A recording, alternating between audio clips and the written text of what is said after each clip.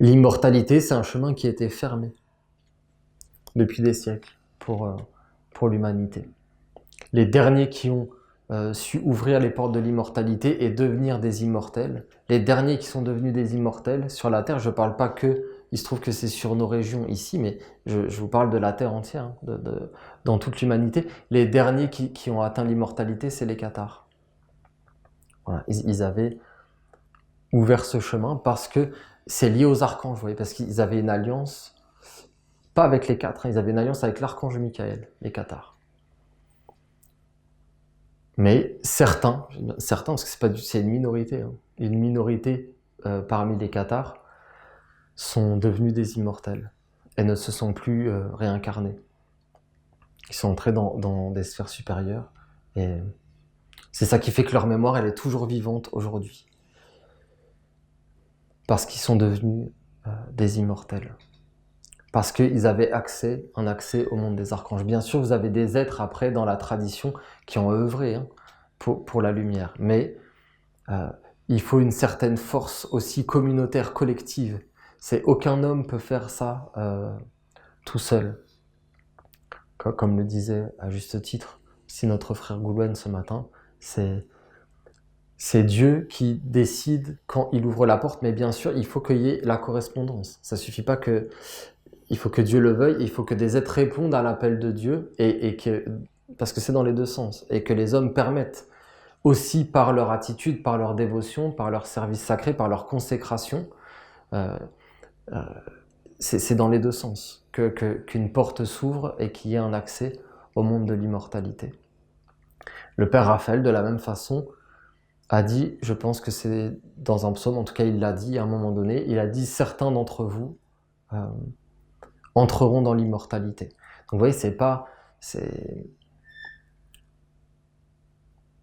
il faut bien la comprendre cette parole, parce que vous voyez, le chemin de l'immortalité, il est ouvert. Il est ouvert potentiellement pour tous les Esséniens. Parce que l'alliance est là, la porte du monde supérieur est ouverte. Et donc, il est potentiellement accessible à tous les Esséniens. Mais il y a des degrés. Quand il dit « certains d'entre vous deviendront des immortels dans cette vie-là », il parle d'êtres qui seront réellement prêts, qui vont entrer dans l'immortalité et qui auront le choix en réalité. Ils auront le choix, ils pourront ne plus se réincarner. Ce qui n'est pas forcément un but en soi. Hein. Il peut y avoir des pièges là-dedans, parce qu'on pourrait vouloir... Je me rappelle d'un frère voilà, qui me parlait et qui a fait comme un chemin de prêtrise, mais en réalité,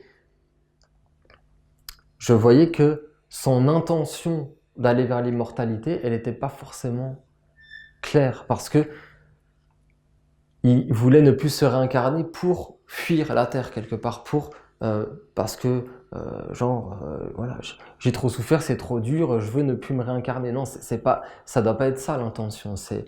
On doit vouloir servir Dieu avant tout, et après, on le dit dans le serment des parents, jusqu'à ce que Dieu estime que j'ai accompli l'œuvre qu'il attendait de moi. Donc quelque part c'est Dieu on doit s'en remettre à Dieu entièrement, même au jour de notre mort. Et s'il nous offre la possibilité de ne pas nous réincarner, il faut même être capable de lui dire « Père, est-ce que c'est ta volonté ? Qu'est-ce que tu veux que je fasse ?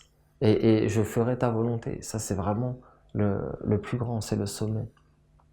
Vous avez des êtres qui se sont réincarnés, qui sont devenus des maîtres dans notre tradition, des maîtres dont on pourrait citer les noms, hein, qui avaient le choix, qui auraient pu devenir des immortels, et consciemment, ils se sont réincarnés et ils se sont engagés à revenir de vie en vie. Hein, c'est le serment d'ailleurs des parents de la lumière. Ils se sont engagés à revenir de vie en vie alors qu'ils avaient le choix, ce qui est comme un risque, entre guillemets, parce qu'à chaque fois que tu t'incarnes, quelque part, tu remets tout en jeu. Tu peux perdre ton acquis. Voilà. Mais c'est pas la peur qui doit nous gouverner, c'est pas la peur qui doit nous guider. Si on est dans l'amour de Dieu, alors on doit avoir confiance que Dieu il guidera nos pas. Donc il faut qu'il y ait des êtres qui se réincarnent pour la lumière, mais c'est aussi une gloire et c'est une moisson pour les dieux si des êtres parmi nous entrent dans l'immortalité, ne se réincarnent plus et qui vont devenir comme des êtres solaires, vous voyez, dans les mondes supérieurs, des êtres qui vont continuer à agir, mais d'une autre manière. Comme le Bouddha, je vous avais parlé du Bouddha récemment, qui s'est pas réincarné, mais qui a continué à être au service de Dieu et à accomplir une mission pour Dieu dans d'autres plans, mais où il est toujours lié à l'humanité. C'est comme un guide de l'humanité dans le cachet.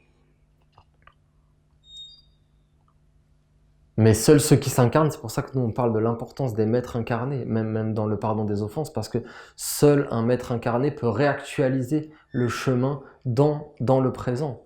Vous comprenez? Sinon, comment on fait? Il faut qu'il y ait des êtres qui viennent et qui soient missionnés par un monde supérieur et qui ouvrent les portes et qui les maintiennent ouvertes. Après, bien sûr, c'est pas gratuit.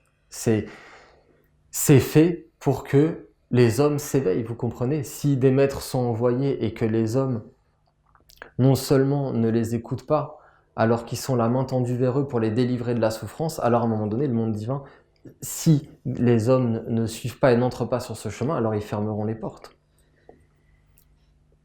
C'est pas ce qui est écrit, c'est pas ce qui est voulu par le monde divin. Mais il faut, à un moment donné, que les hommes ils s'engagent sur le chemin de la lumière.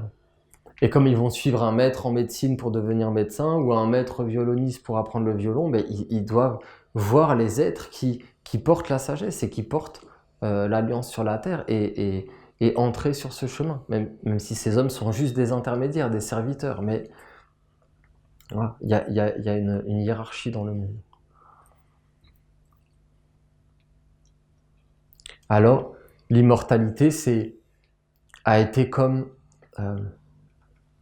renouvelée, réactivée par l'archange Raphaël. C'est un don de l'archange Raphaël à la nation essénienne. C'est inestimable, on peut en parler comme ça, je peux essayer de vous en parler, mais c'est limité, ce que je vais dire, forcément. Parce que c'est inestimable, il faut le voir avec ses yeux, il faut le comprendre avec ses sens.